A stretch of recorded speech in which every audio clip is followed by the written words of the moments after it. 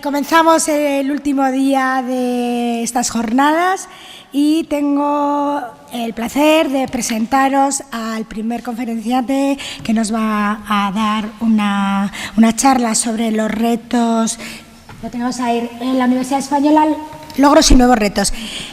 Él me ha comentado que para que lo veáis bien y lo entendáis, dado esas caras que tenéis, lo va a hacer de pie.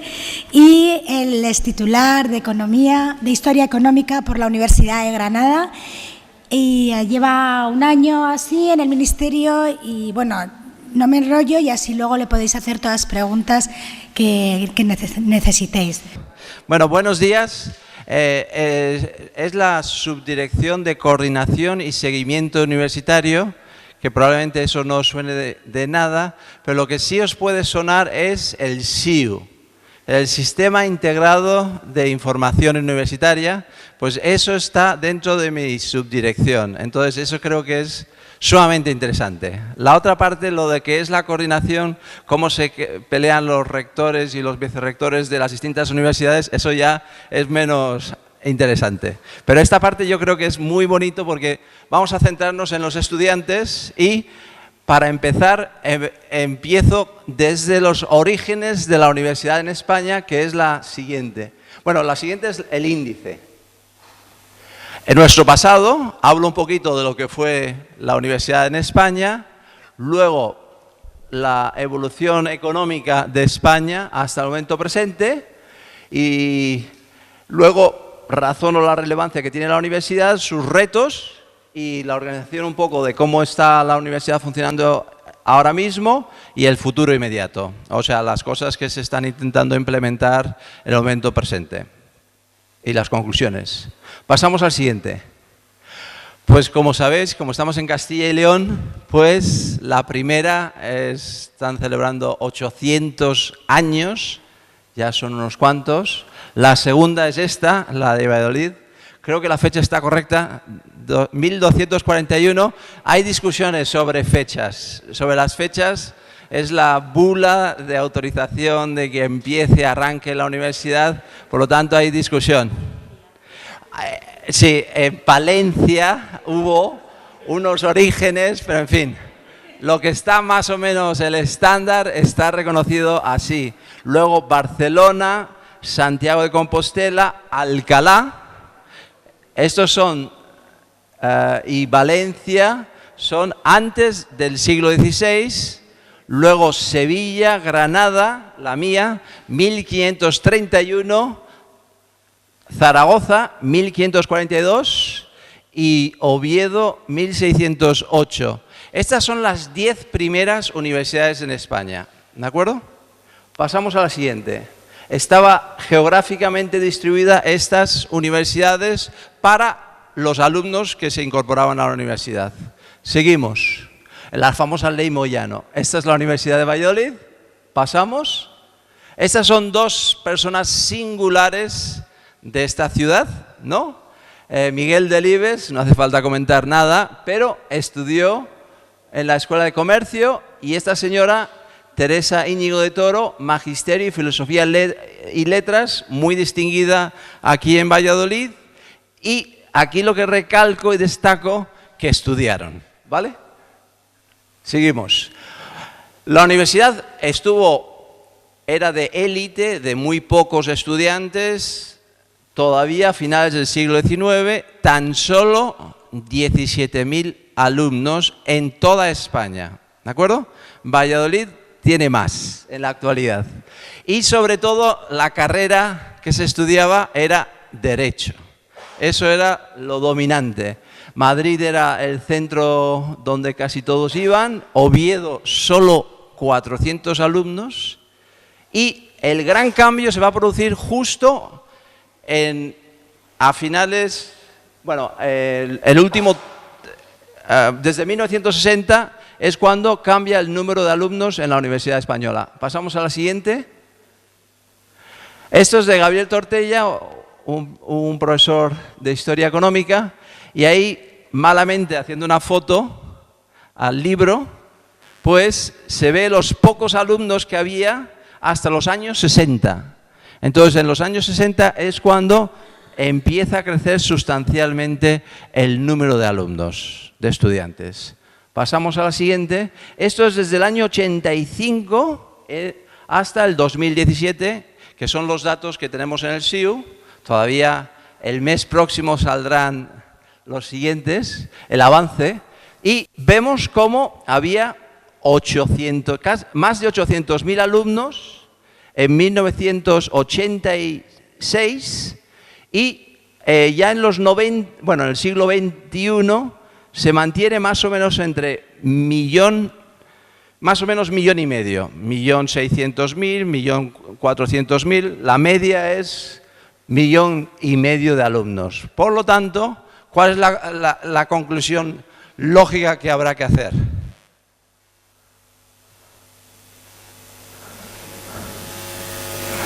¿Con las universidades que había era suficiente? Lógicamente no, ¿de acuerdo? Creo que es de cajón. Entonces, pasamos a la siguiente. Bueno, perdón, esto es el porcentaje. También hay un proceso muy interesante que se ha producido recientemente, y es que en el año 60, ¿cuántas mujeres había en la universidad? 3. Bueno, pues justo el gran cambio se va a producir en este periodo y tenemos en la actualidad más o menos más del 54% de estudiantes en la universidad son mujeres. ¿Ok? ¿Seguimos? Y sacan mejores notas, como salen las estadísticas. Aquí son las universidades que surgieron después. La Universidad Complutense, lo que se hace es la Universidad de Alcalá se traslada a Madrid y entonces surge la Universidad Complutense, que es la más numerosa del país. Luego, como el Estado tomó control de las universidades, surgieron universidades privadas de los jesuitas y algunas otras universidades públicas en Murcia, en Canarias, la Menéndez Pelayo, que es particular, y otras 2 privadas. Seguimos. Aquí tenemos el gran cambio que se produce en la Universidad Española. Entonces, entre 1968 y el 2001 aparecen, pues si eran 10 universidades públicas antaño, llegaremos a las 50 universidades públicas que hay en la actualidad. ¿De acuerdo? Entonces, pues, irrumpen un número muy elevado, como ayer que estuve en Burgos, pues muchas más en todo el país. Desde el 2002 al 2014 lo que han irrumpido son pequeñas universidades privadas que tienen un número pequeño también de estudiantes. Seguimos. Aquí está la retahíla de todos ellos, la Universidad Autónoma de Barcelona, Politécnica de Valencia, Autónoma de Madrid. Bueno, son tantas que mejor lo saltamos. Aquí tenemos más, la Pompeu, la Carlos III, que suenan bastante, y otras más. Seguimos, avanzamos. Estas son privadas. La última en el 2014, en Canarias. Seguimos. España y su evolución. O sea, antes he explicado el tema de los estudiantes, ahora vamos a ver la economía general de España, cómo ha cambiado a lo largo del tiempo. Seguimos. Esto es el PIB del país, ¿de acuerdo? Entonces, pues de un país eminentemente agrario, no muy desarrollado, pasamos a un país que en historia económica decimos que es la revolución industrial y por lo tanto el crecimiento económico es enorme y ahí se ve cómo crece muchísimo y es justo más o menos hacia los 60. ¿De acuerdo? En 1960 se produce el gran despegue económico del país y entonces ha cambiado toda la geografía, la población, etcétera, etcétera. ¿Seguimos? Esto es el gran... Estas parecen serpientes, no son serpientes, son la evolución de los 3 sectores que hay en la economía, el agrario, el industrial y el de servicios, y podemos comprobar o constatar que la agricultura, la gente que trabaja en el campo ha descendido sustancialmente y lo que se ha mantenido, ha crecido algo en el sector industrial, pero sobre todo lo que se ha incrementado el sector servicios, que es donde estamos encuadrados nosotros. Entonces se ve Aquí vemos una imagen, la siguiente. Esto era lo habitual en España en 1900, la inmensa mayoría trabajando el campo, hombres y mujeres. Seguimos. Esto es lo que hacemos nosotros. O sea, trabajamos con nuestro mayor compañero, el más fiable es, en principio, y el que más nos aguanta, el ordenador, ¿no? O sea que ese es. Pasamos. Innegable, la industria es clave en cualquier economía desarrollada. Hay más de 3 millones de personas que trabajan en este sector y generan muchos otros puestos en otros sectores. ¿Seguimos? Esto es el otro tema. Bueno, os he dicho antes que el PIB español ha crecido tanto. Ahora a ver, ¿cuánto viene para la educación? ¿De acuerdo? Entonces, pues lo mismo.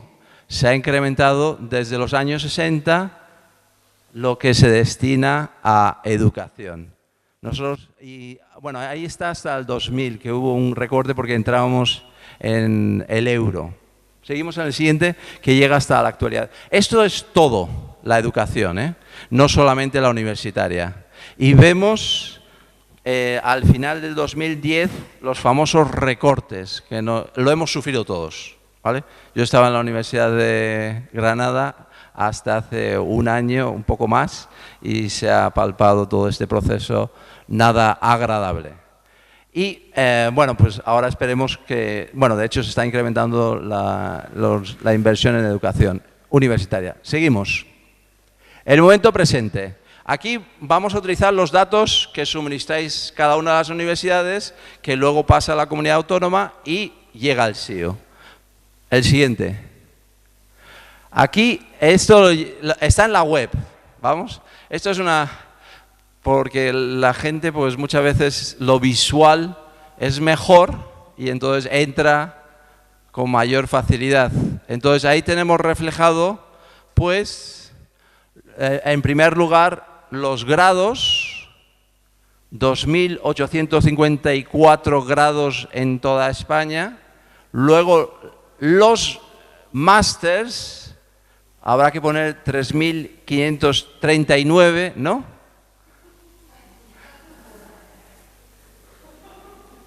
Pero en fin, que evidentemente el número es muy elevado y se imparte de forma muy bien en las universidades españolas. Y otro tema, los doctorados. O sea, eso se está incrementando el número de jóvenes que son tan valientes de dedicarse a hacer una tesis doctoral, que ciertamente es duro, difícil y con un futuro incierto. Luego están el número de estudiantes en grado, en máster se ha incrementado y en doctorado. ¿De acuerdo? Los estudiantes egresados, en fin, es una barbaridad de información. Y luego al final nosotros, el personal universitario, el PDI, 120.000, el PAS y personal investigador. Y en amarillo, así queda más discreto, los dineros que hay para la educación pública. Unos 9.000 millones de euros, eso es el 2015, se ha ido incrementando. Seguimos. Aquí tenemos los estudiantes en toda España. El primer sitio, se ve que Julio los arrastra y entonces van a Madrid. Es la tradición, la inercia, y entonces la Comunidad de Madrid es la número 1. Andalucía, que es la que tiene más población, la comunidad que tiene más población, es la segunda. Luego Cataluña, que también es la segunda, en población. Luego Valencia, que es la tercera, y así sucesivamente. Castilla y León creo que es la cuarta en población absoluta. Y seguidamente hasta Cantabria. Pasamos a la siguiente. La Universidad de Valladolid, que me han dicho que son 25.000 alumnos, estudiantes. Y ahí están pues la Complutense, que está la primera, Sevilla, Granada, que mucha gente desconoce que tenemos muchísimos alumnos ahí en Granada, Barcelona, Rey Juan Carlos, Valencia, la Universidad de Valencia, ahí está, y en fin, muchas más, hasta la Universidad de La Rioja. ¿De acuerdo? Sí.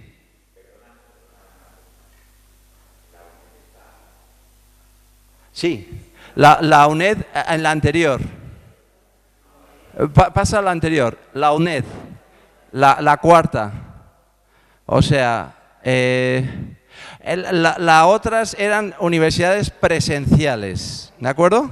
Esto es las universidades presenciales en toda España, porque claro, lógicamente el estudiante está en la universidad, en los otros casos, en la UNED, pues puede estar pues a saber dónde. Y que está muy bien, ¿eh? O sea que no... ¿Perdón? Sí, es que la verdad no sabía dónde colocarlo y lo he puesto ahí. Vamos a ver, la UNED pertenece al ministerio y entonces pues es totalmente separado de las comunidades, etcétera, etcétera. O sea, tiene una característica muy singular. ¿Ok? Y luego, pues lo dicho, ahí he recogido todas las universidades presenciales. ¿Pasamos otra vez?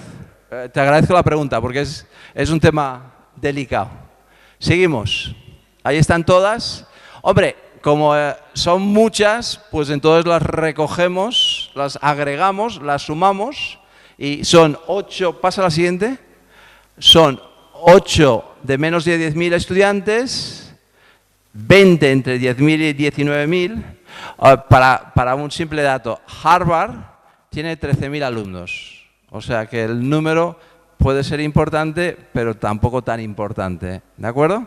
Luego, pues, las enormes, pues como la mía o la Complutense, pues son otras 10. O sea, ahí están distribuidas todas las universidades de España. Seguimos. Esto es el otro gran tema. Ya estamos hablando de los estudiantes y ya entramos, en primer lugar, por rama que estudian. ¿De acuerdo?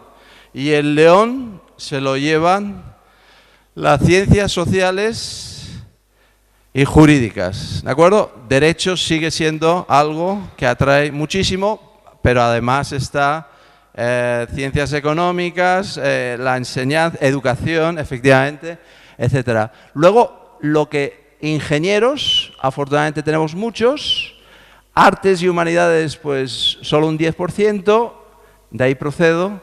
Ciencias de la salud, muy importante, un futuro formidable para las ciencias de la salud, pues son un 18%.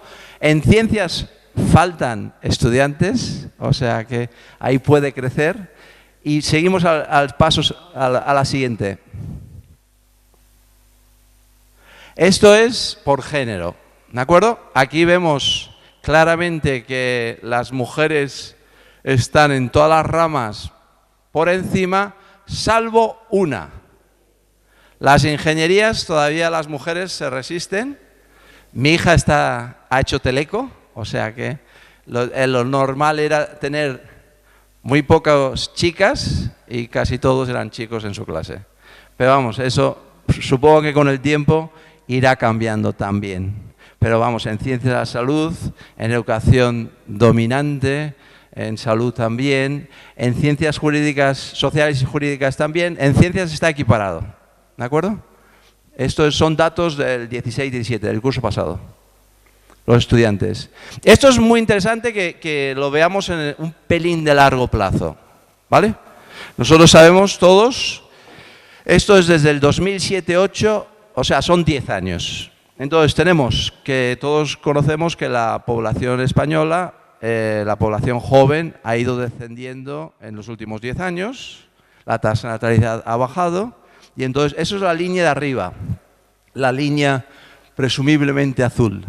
Luego la roja son los estudiantes de grado y ciclo. Quedan unos pocos de ciclo. Y luego los que son de máster que lentamente se están incrementando. ¿De acuerdo? Entonces, aquí pasamos a la siguiente y vemos que los jóvenes entre 18 y 24 se está incrementando el número de jóvenes que se incorporan a la universidad. ¿De acuerdo? De un 23,4 a un 31,5. Esto quiere decir que ya han decidido, pues, para poner un ejemplo muy conocido, dejar de ser albañil, ¿no?, con la crisis, y se han vuelto a la universidad porque evidentemente en la universidad van a tener más opciones de encontrar un trabajo mejor. Entonces, pues, esto se evidencia fruto muy claramente de la crisis. Seguimos. Esto es otro de los grandes problemas que tiene nuestro país.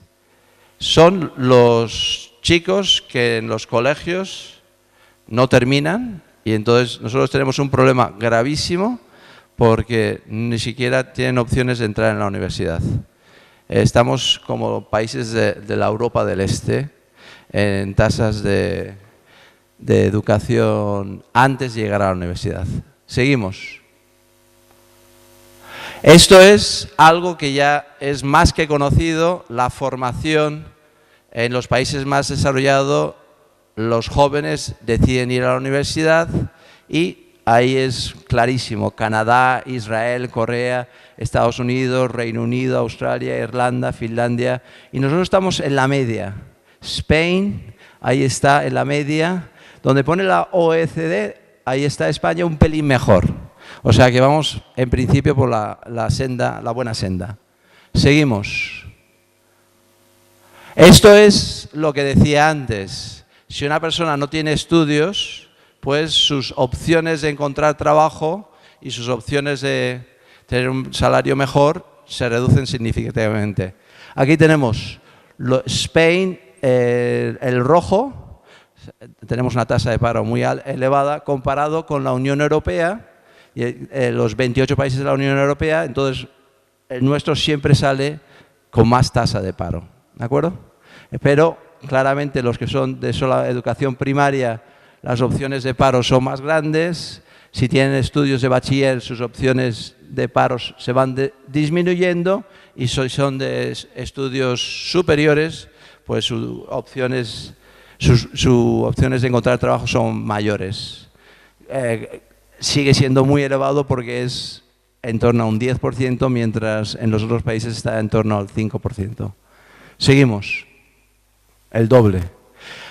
Esto es el otro gran tema que tenemos que tener presente, y que en la orientación de los alumnos, por supuesto, el alumno puede estudiar lo que quiera, eso es evidente, pero si le damos información explicándole las opciones que va a encontrar en el mercado laboral desde que empieza a decidir la carrera que hace, pues lógicamente esta información creo que es muy útil.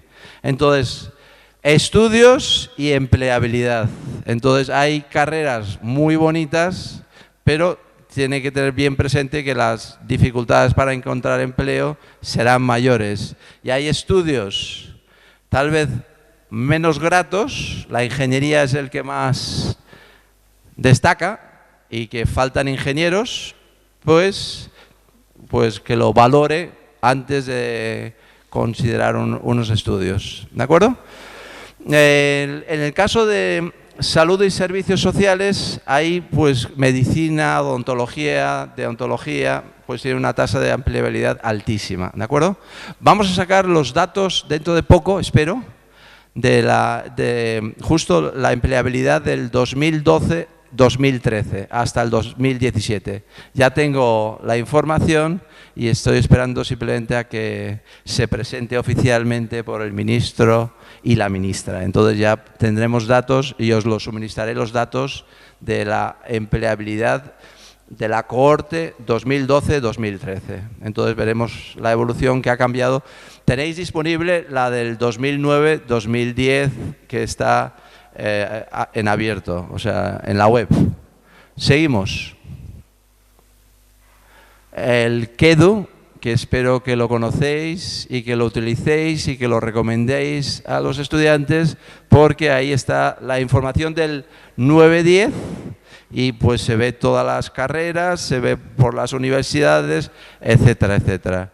E insisto, está en la web, en abierto, no hay que hacer nada misterioso. Nosotros en la página del Ministerio tenemos estadísticas y ahí salen todos los datos de todas las universidades, etcétera, etcétera. ¿De acuerdo? Entonces, muy útil. La pregunta del millón. ¿Por qué la universidad es tan importante?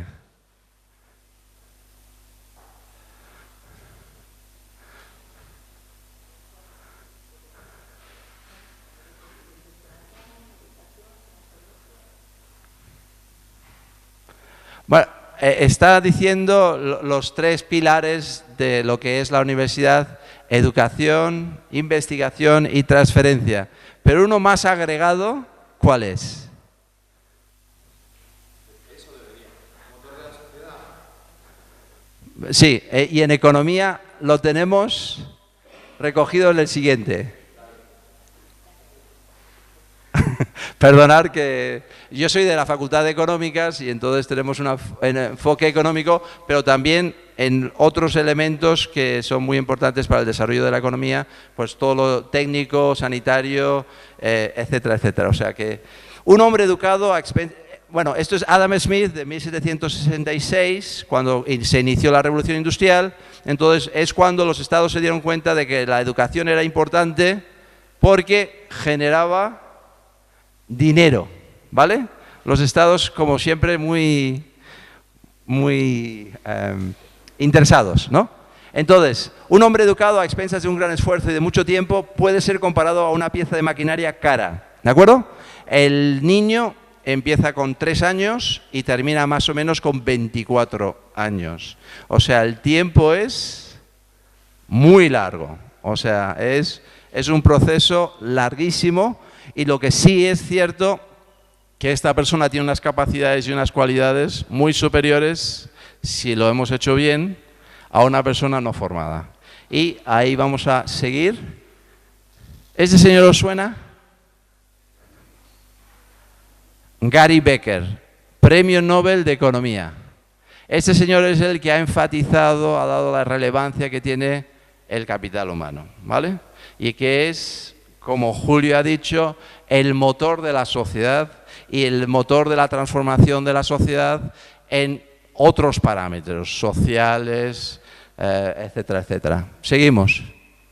Gary Becker otra vez, un pelín más joven, con la pizarra detrás, o sea, por eso lo he puesto. ¿Seguimos? Bueno, esto es en ámbito empresarial, pues los que hacen que una empresa funcione son sus empleados, o sea, eso es de cajón. Seguimos. Esto me gustó y es absolutamente cierto, lo leemos: cuando el salario no se ajusta a la productividad se ajusta al salario, ¿vale? O sea que, lógicamente, si te pagan mal, pues no vas a ir muy animado al trabajo. Eso está claro. Seguimos. Los retos. A ver, ¿qué les enseñamos a nuestros estudiantes? Vamos a ver. Aquí desde Bolonia, pues, se establecen otros parámetros que son distintos. Entonces, en la siguiente pone capacidades, cambios, competencias, habilidades o skills. Cuando se dice en inglés parece que suena más técnico, ¿no? Pero en fin, en castellano tenemos competencias o habilidades, es lo mismo. ¿Seguimos? Entonces, si tiene más capacidades, más cualidades, pues va a tener más opciones en el mercado y entre ellas la capacidad de moverse, que es la siguiente. La capacidad, la siguiente, the languages is very important. Si tu connais le français, c'est très bon. Si tu parles l'anglais aussi. And many other languages is very useful in our world of today. Por lo tanto, eso es muy importante. Evidentemente, si estás en Cataluña, saber catalán es muy bueno, o en el País Vasco saber euskera, o en Galicia saber gallego.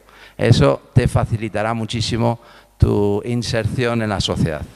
Seguimos. Esto es algo que evidentemente la prensa lo recoge, no siguen las generaciones más adultas, pero Esos son básicos y no es puramente económico, pero son cruciales y esenciales dentro de las universidades que se tienen que explicar. Y son, pues, la idea de libertad, solidaridad, respeto, igualdad, sostenibilidad, tolerancia, pacifismo, cooperación, comunidad, creatividad, innovación. Y algo que nuestros alumnos, al menos los míos, les faltaba es espíritu crítico. ¿De acuerdo? El desarrollo del espíritu crítico es esencial, de que no crean todo lo que diga el profesor y que lo cuestionen, pues, prácticamente todo lo que explica el profesor, porque eso es muy sano. Y al fin y al cabo un universitario tiene que desarrollar el espíritu crítico y todo lo demás. ¿De acuerdo? Seguimos. Todo esto, donde el gran centro donde se adquiere todo esto, lo tenemos perfectamente institucionalizado y se recoge en la universidad. O sea, ese es el gran centro, por lo tanto es el lugar donde las nuevas generaciones, si quieren hacer algo positivo en la sociedad actual, pues deben de incorporarse, o sugiero, invito que vayan a la universidad. Eso es. Y el concepto totalmente distinto actual es, ¿dónde van a trabajar? Pues os dije que mi hija ha hecho teleco. Yo ya asumo que puede terminar en cualquier sitio del planeta, porque es una profesión que, pues, lógicamente puede estar en España, pero en Suiza, en Francia o en Alemania o Estados Unidos, porque se cualifica mucho y entonces las opciones cambia de registro y es en otra dirección. Entonces son profesionales para el mundo y, de hecho, yo creo que las nuevas generaciones eso lo asumen bastante.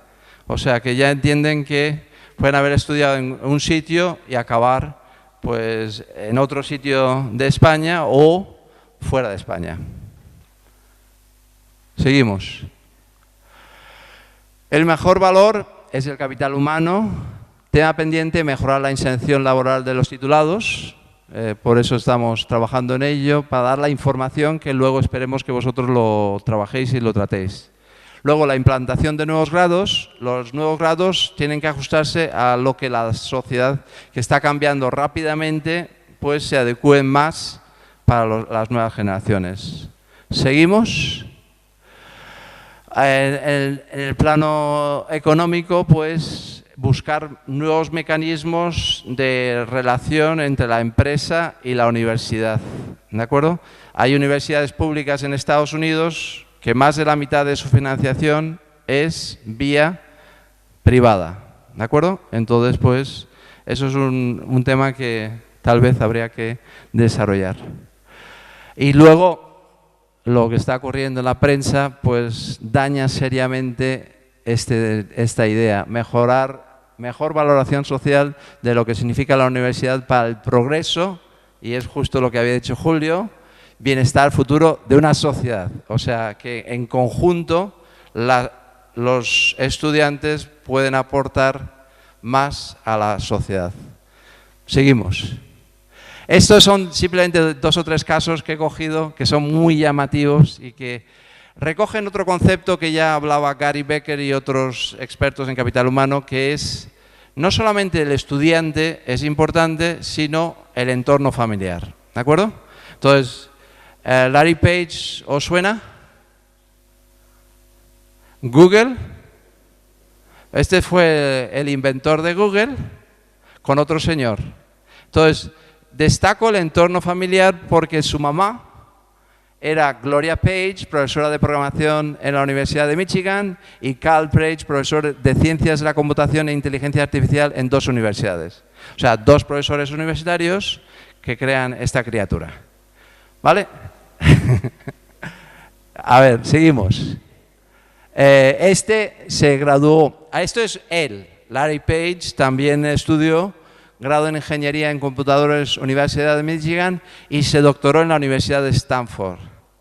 Los casos los he cogido antes de que saliera mucho Stanford, eso ha sido después. Parece que hago promoción de Stanford, pero no era mi intención, ¿de acuerdo? Que quede claro. Y luego en doctorado, hicieron doctorado, pues conoció a Sergey Brin. los dos van a desarrollar Google.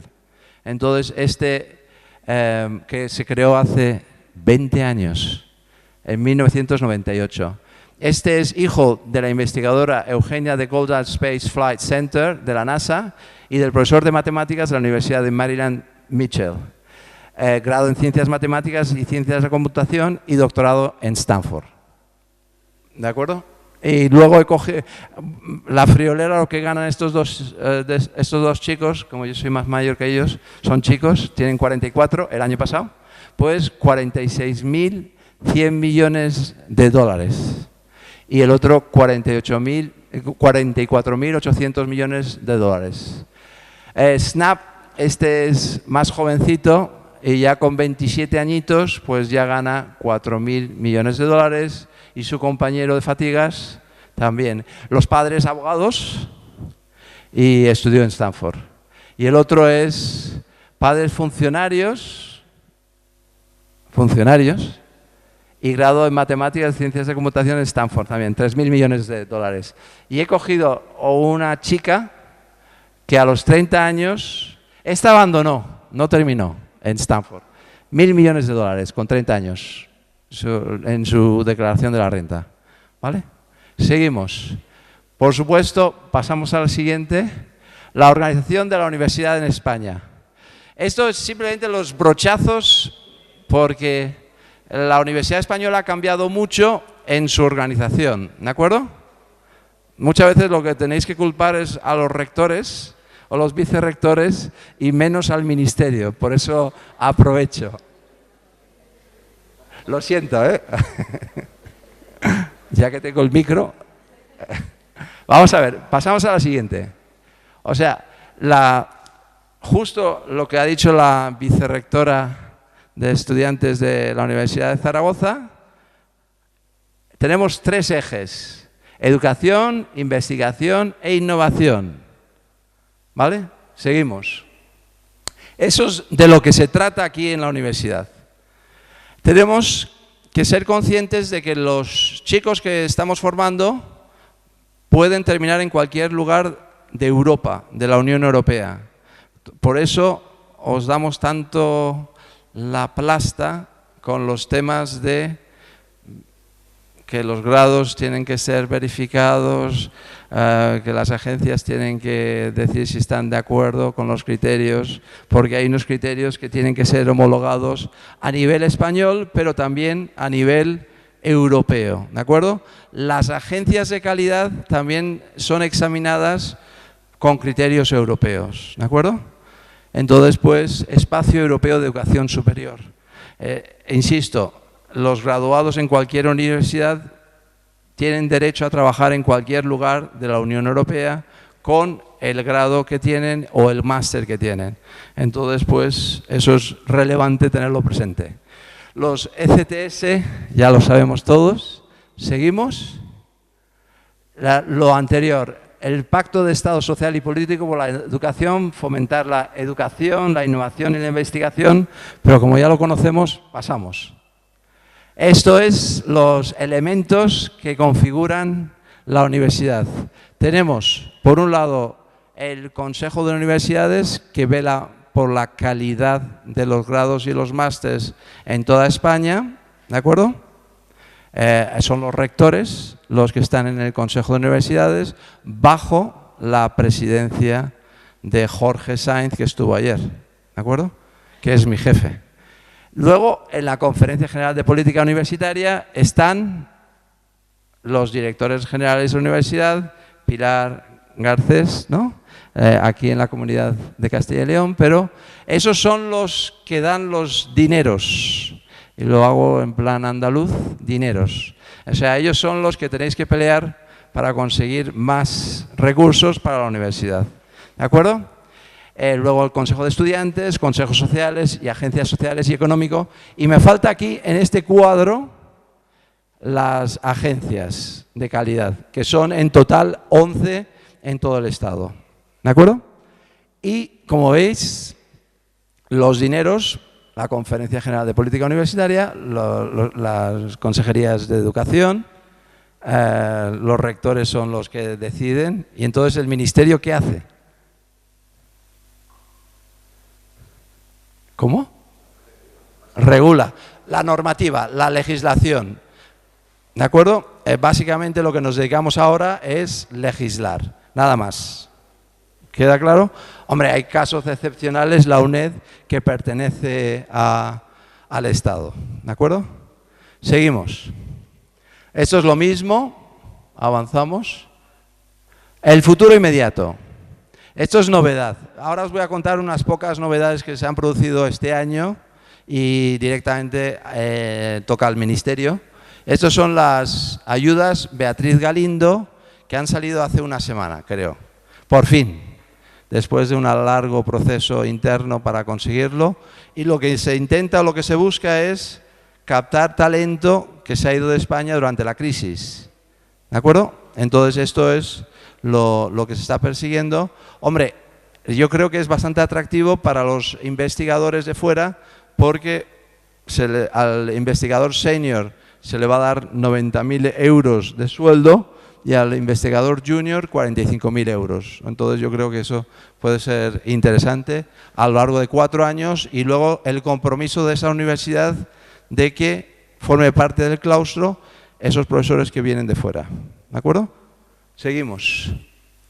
Se está potenciando mucho, se intenta potenciar más con Latinoamérica porque, como sabéis muy bien, vienen más estudiantes de Latinoamérica y entonces pues se va a meter 1 millón de euros más. El programa Erasmus, que todos conocéis, luego las becas, se ha incrementado en 50 millones. Seguimos. En becas generales son 1.400 millones, como son muchos, son creo que más de 300.000 estudiantes que reciben becas, pues cada uno de ellos pues tampoco es una cantidad tan fabulosa, pero en fin, es una ayuda que llevan a cabo. Se ha aplicado a criterio de las comunidades autónomas que las tasas bajen a 0 en función de lo que decía cada comunidad autónoma, las tasas universitarias. Y luego pues el sistema universitario de profesorado se intenta que cuando se jubile uno pues se incorpore otro. Y luego algo que me ha implicado bastante es la acreditación institucional. ¿Os suena la acreditación institucional? Aquí lo que intentamos es reducir la administración, que simplemente con la mitad de grados y la mitad de másters se acredita el centro, ¿de acuerdo? De esa forma se reduce todo lo que es la gestión administrativa. Y a lo largo de 5 años se renueva el centro cada 5 años. El siguiente paso será que se acredite la universidad, pero paso a paso, ¿de acuerdo? O sea que eso es lo que estamos trabajando. Muy bien, esto lo podemos pasar, porque está más enfocado a los profesores, los que tienen sexenios y tal y cual, los catedráticos pues tienen 4 sexenios, los titulares pues casi 2, los catedráticos de escuela universitaria 1,2, los TEU, pues como no se les pide, pues tampoco lo hacen, ¿no? Entonces, eso es lo que hay. Seguimos. Bueno, eso es lo mismo en relación a los catedráticos, los números que hay. Seguimos. Esto está vinculado con las edades, los catedráticos, los titulares. Todo esto está en la web, o sea que está en abierto. Seguimos. Vamos por la buena senda en la formación de los estudiantes porque ya tenemos un 40% de la población entre 30 y 34 años con estudios superiores. ¿Seguimos?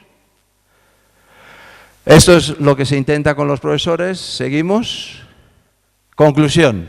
Esto es lo que me gusta dejarlo aquí, con la conclusión que creo que es muy bonito. Pasa a la siguiente. Este es un profesor que hizo la inauguración en del curso 1900-1901. Evidentemente todos os lo conocéis. Es Miguel de Unamuno. Y este hombre dijo: profesores y estudiantes con ansias de averiguarlo todo. Vivir por la ciencia y en ella. 1900-1901. Creo que tenemos que seguir por esta senda. El siguiente, más reciente, este es Steve Jobs. Si no tienes avidez por el conocimiento, no se conocerá el éxito. Va por la misma senda.